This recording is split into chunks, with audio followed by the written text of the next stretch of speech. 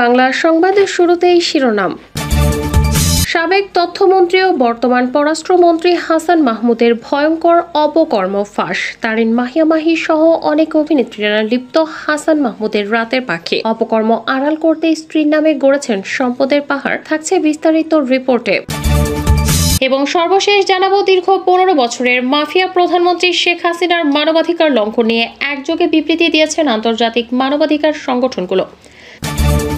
এতক্ষণ শুনছিলেন সংবাদ শিরোনাম, এখন থাকছে বিস্তারিত। আসসালামু আলাইকুম রহমতুল্লাহি ওয়া বারাকাতুহু।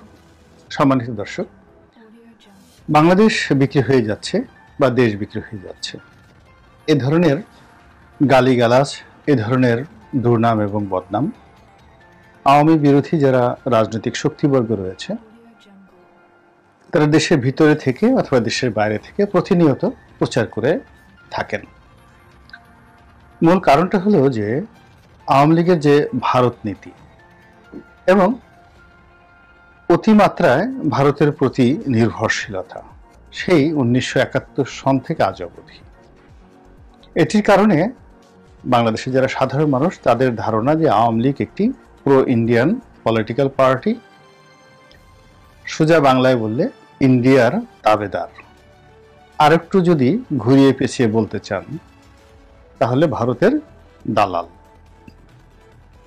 এই যে ভারতের যে দালাল বা ভারতের যে তাবেদার, এই শব্দটিকে আরো প্রতিষ্ঠিত করার জন্য আওয়ামী বিরোধী শক্তিরা সবসময় বলে আসছে যে এই যে আওয়ামী লীগ ক্ষমতায় এলো বা অতীতে ছিল, দেশ ভারতের কাছে বিক্রি করে দিয়েছে, বিক্রি করার প্রক্রিয়া চলছে এবং অনাগত দিনে এটির পরিণতি হবে ইত্যাদি ইত্যাদি ইত্যাদি ইত্যাদি। স্বাধীনতা থাকবে না, সার্বভৌমত্ব থাকবে না, নানা রকম কথাবার্তা, যুক্তি, তর্ক বিতর্ক পর্দার আড়ালে, পর্দার অন্তরালে, এমনকি কখনো কখনো একেবারে রাজনৈতিক মঞ্চে প্রকাশ্যে বিএনপি বিরোধী শক্তিরা বলে থাকেন।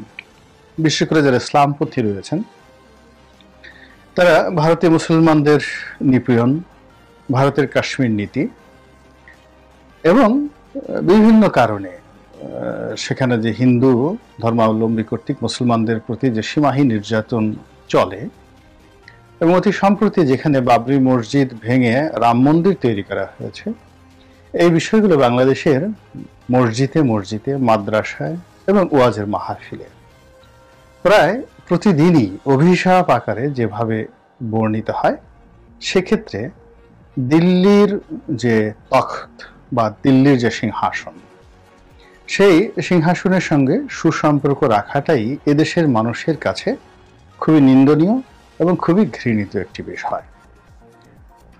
ভারতের সঙ্গে আমাদের বন্ধুত্বের হাজারো যুক্তি আছে এবং বৃহত্তর একটি ভারত রাষ্ট্রের দ্বারা আমরা যেভাবে ঘেরাও হয়ে আছি এবং সামরিক এবং অর্থনৈতিক দিক থেকে ভারত যেভাবে আজকে সারা দুনিয়াতে একটি পরাশক্তিতে রূপান্তরিত হয়েছে, সেক্ষেত্রে বাংলাদেশের মতো একটা ছোট রাষ্ট্র হয়ে আমরা ভারতের সঙ্গে যুদ্ধ করতে পারবো না কিংবা প্রতিবেশী হিসাবে তাদের থেকে আলাদা থাকতে পারবো না।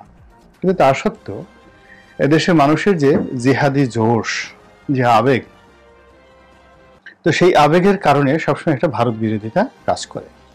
আর আওয়ামী লীগ যদি ক্ষমতায় আসে তাহলে এই বিরোধিতা একেবারে তেলে বেগুনে জ্বলে ওঠে। বিশেষ করে প্রধানমন্ত্রী শেখ হাসিনা যে কয়বারই ভারত সফরে গিয়েছেন, আসার সঙ্গে সঙ্গে সবারই বক্তব্য এইবার কি দিয়ে এলেন, আর কি দেওয়া বাকি আছে, কি নেওয়া হলো, এই সমস্ত নেতিবাচক প্রশ্ন সাধারণত হাজারবার, লক্ষবার, কোটিবার বাংলার আনাচে কানাচে সাধারণের মানুষের মুখ দিয়ে এগুলো উৎসরিত হয়। তো প্রধানমন্ত্রী যে সাম্প্রতিক সময় ভারত সফর করে এলেন, নরেন্দ্র মোদীর সঙ্গে বৈঠক করলেন, সেখানে 10টি সমঝোতা স্মারক স্বাক্ষরিত হয়েছে। তার মধ্যে প্রধানতম হলো বাংলাদেশের ভিতর দিয়ে ভারতের ট্রেন চলবে, পণ্যবাহী ট্রেন চলবে, আরো অনেক কিছু চলবে। কি কি চলবে সেটা বলা হয়নি।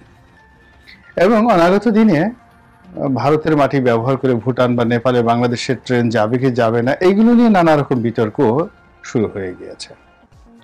এর ফলে কি হলো, সেই পুরনো বিতর্কটি আবার সামনে চলে এলো এবং প্রধানমন্ত্রী যে সংবাদ সম্মেলন, সেখানে একজন সাংবাদিক খুব কৌশলে এই প্রধানমন্ত্রীর দেশ বিক্রি বা ভারতের কাছে দেশ বিক্রি এই ধরনের একটি প্রশ্ন খুব কৌশলে উত্থাপন করলেন। জবাবে প্রধানমন্ত্রী বললেন যে তিনি কখনো দেশ বিক্রি করবেন না। এখন এই কথাগুলো, মানে দেশ বিক্রির যে বিষয়গুলো, এগুলো নিয়ে জবাব দেওয়া, প্রশ্ন করা আসলে একটা দেশের স্বাধীনতা এবং সার্বভৌমত্বের জন্য রীতিমতো চপেটাঘাত, অবমাননাকর। এবং যে প্রশ্ন করে তিনি যেভাবে নিজে বিব্রত হন, আর যাকে প্রশ্ন করা হয় তাকে রীতিমতো অপমান করা হয়। তো কাজেই এ ধরনের প্রশ্ন কেন করা হয়েছে, কিভাবে করা হয়েছে, বা এই প্রশ্নের উত্তর মাননীয় প্রধানমন্ত্রী যেভাবে দিলেন, এটাও আরো নতুন বিতর্কের সৃষ্টি করবে।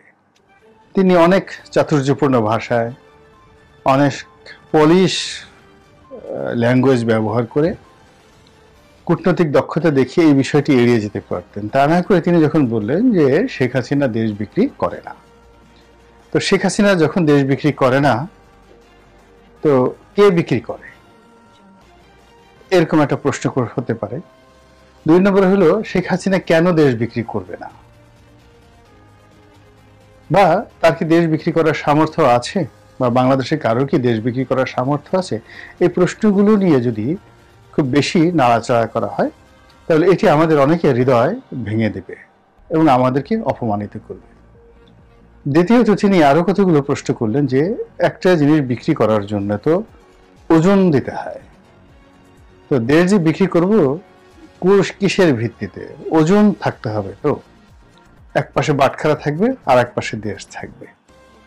এই কথাটাও মাননীয় প্রধানমন্ত্রীর যে বক্তব্যটি, এটি আমার কাছে প্রাসঙ্গিকভাবে মনে হচ্ছে না। মনে হচ্ছে যে তিনি কাউকে না কাউকে ছেলে ভুলানো গল্প শোনানোর চেষ্টা করছেন, এবং অনেকটা ছোট বাচ্চাদেরকে যেভাবে বোঝানো হয় ঠিক সেইভাবে তিনি পুরো বিষয়টি বোঝানোর চেষ্টা করছেন। কিন্তু যে সাংবাদিক এই প্রশ্নটি করেছেন, তিনি অনেক মানুষের নয়, লক্ষ কোটি মানুষের ভিতরের যে প্রশ্নটি, আতঙ্কটি, এটি অনুভব করেছেন এবং এটি প্রধানমন্ত্রীর সামনে তুলে ধরেছেন। তো কাজেই যখন আমাদের দেশে বারবার উচ্চারিত হয় যে বাংলাদেশ যে কোনো সময় হায়দরাবাদের পরিণতি ভোগ করতে পারে, এবং হায়দরাবাদ কি, হায়দরাবাদ ভারতের অন্তর্ভুক্ত হতে চায়নি।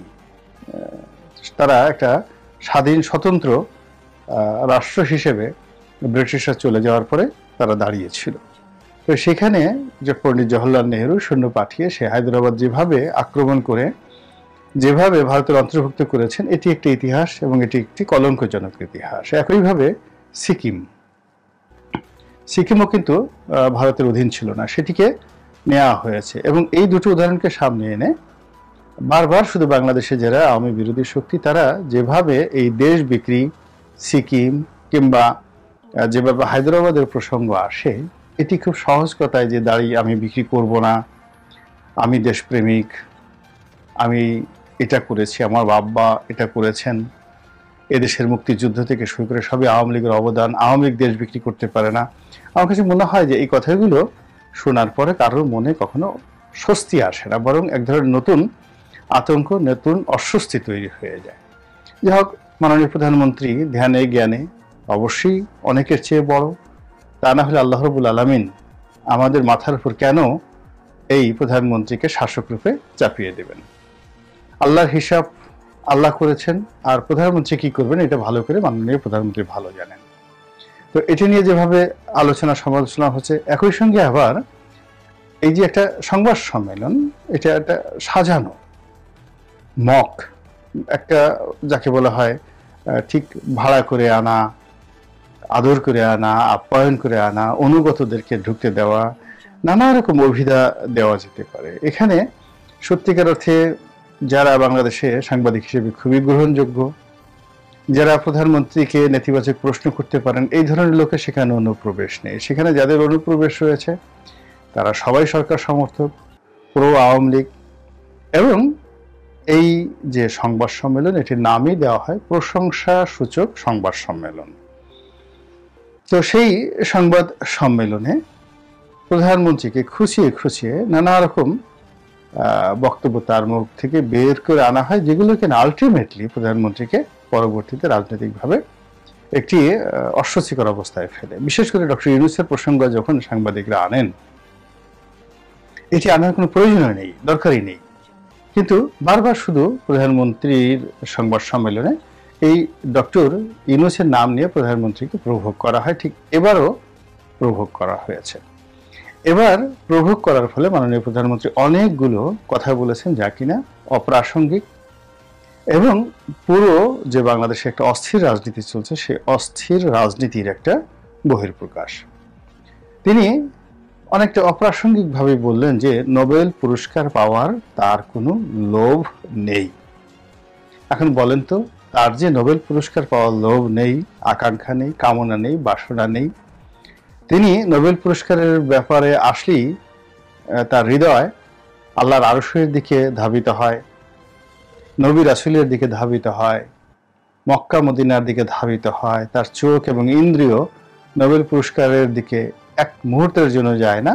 তিনি তখন আল্লাহ আল্লাহ জিকির করেন। এটা কি আপনি বিশ্বাস করেন, নাকি সত্যিকার অর্থে আপনার মনে হয় যে নোবেল পুরস্কার পাওয়ার জন্য প্রধানমন্ত্রীর সুতীব্র আকাঙ্ক্ষা রয়েছে, এই পুরস্কার পাওয়ার জন্য তিনি সর্বোচ্চ চেষ্টা করেছেন এবং করে চলেছেন, এবং এই পুরস্কার তাকে না দিয়ে কেন ডক্টর মোহাম্মদ ইউনূসকে দেওয়া হলো, কিংবা ডক্টর মোহাম্মদ ইউনূসকে দেওয়া হয়েছে ভালো কথা, আর একটা পুরস্কার তো তাকেও দেওয়া যেতে পারত। এইরকম কথা আওয়ামী লীগের লোকজন বলে কিনা বা বিশ্বাস করে কিনা, এগুলো নিয়ে আপনি একটু চিন্তা করলে আপনার মনে কি ধরনের জবাব আসে। তো সেই দিকে খেয়াল না রেখে যারা প্রশ্ন করতে, তারা বারবার শুধু মাননীয় প্রধানমন্ত্রীকে এই যে ঠেলে ঠেলে প্রভোগ করে ডক্টর ইউনূস এবং নোবেলের দিকে পাঠিয়ে দেন, এটি আমার কাছে ভালো লাগে না। দ্বিতীয়ত, তিনি আরো কিছু খোলামেলা কথা বলেছেন। ডক্টর ইউনূসের যে নেম ফেম, এটি নিয়ে তিনি কটাক্ষ করেছেন। তিনি বলার চেষ্টা করেছেন যে তার এত সুনাম কেন, তিনি কিসের দারিদ্র বিমোচন করেছেন। দারিদ্র বিমোচন করেছি তো আমি, গ্রামীণ ব্যাংক, তারপরে ক্রেডিট, মাইক্রো ক্রেডিট, এগুলো সব এরশাদের আমলে নেওয়া একটি প্রকল্প, এবং এরশাদ নিজেরা ব্যাংক করেছেন, যার সঙ্গে ডক্টর মোহাম্মদ ইউনূসের কোনো যোগাযোগ নাই। ডক্টর মোহাম্মদ ইউনূসকে আনা হয়েছে একজন কর্মচারী হিসেবে, ব্যাংকের এমডি হিসেবে তাকে চাকরি দেওয়া হয়েছে। ঘটনা কি তাই? এটা কি সত্য? এই বিষয়গুলোকে কেন বারবার একজন প্রবীণ নাগরিক, দেশের প্রবীণ নাগরিক, বঙ্গবন্ধুর কন্যা, তারপর তিনি প্রধানমন্ত্রী, তার বয়সে প্রায় ৮০ বছর, তাকে বারবার এই কথাগুলোর দিকে যারা টেনে নিয়ে যান, তারা অবশ্যই ভালো কাজ করেননি। আর এই প্রশ্নগুলো এড়িয়ে কি করে অন্য বিষয়ে যাওয়া যায়, সেই বিষয়গুলো কেন প্রধানমন্ত্রী তার এই পরিণত বয়সে কেন সেই বিষয়গুলো সজাগ দৃষ্টি রাখেন না, এটাও আমি বুঝতে পারি না এবং আমি ভাবতেও পারি না। যা হোক, ফলে কি হলো, প্রধানমন্ত্রী সেই সংবাদ সম্মেলনের পর এখন পর্যন্ত এটি নিয়ে তর্ক চলছে, বিতর্ক চলছে, এবং প্রধানমন্ত্রী এক পর্যায়ে বলেছেন তিনি ডক্টর মোহাম্মদ ইউনূসের সঙ্গে বিতর্কে আসতে চান। সেটি নিয়ে ডক্টর মোহাম্মদ ইউনূস নিজে বলেছেন, তার আইনজীবী বলেছেন, আর লোকজন এরকম প্রধানমন্ত্রী ভার্সেস ডক্টর মোহাম্মদ ইউনূস পাশাপাশি দাঁড়িয়ে আমেরিকার মতো কোনো একটি মঞ্চে বিতর্ক করছেন, এরকম দৃশ্য দেখার জন্য বা এরকম একটি তামসা দেখার জন্য যারা উদ্গ্রীব হয়ে আছে, তাদেরকে পরবর্তীতে প্রধানমন্ত্রী কিভাবে বুঝ দেবেন। তো এই বিষয়গুলো ক্রমশ দিনকে দিন আমরা কেমন যেমন নিজেরা হালকা হয়ে যাচ্ছি, অস্থির হয়ে যাচ্ছি, টালমাটাল হয়ে যাচ্ছি, এলোমেলো হয়ে যাচ্ছি, এবং একটি কথার সঙ্গে কিংবা একটি ঘটনার সঙ্গে অন্য ঘটনার মিল রাখতে পারছি না। ফলে সর্বত্র শুরু হয়েছে বিশৃঙ্খলতা, অস্থিরতা, এবং বাংলাদেশের অভ্যন্তরে লুকায়িত গোপন বিষয়গুলো ক্রমশ প্রকাশ হয়ে সরকারকে এবং জনগণকে বিব্রতকর অবস্থার মধ্যে ফেলছে। আল্লাহ আমাদের সবাইকে হেদায়েত দান করুন এবং হেফাজত করুন। আসসালামু আলাইকুম ওয়া রাহমাতুল্লাহি ওয়া বারাকাতুহু।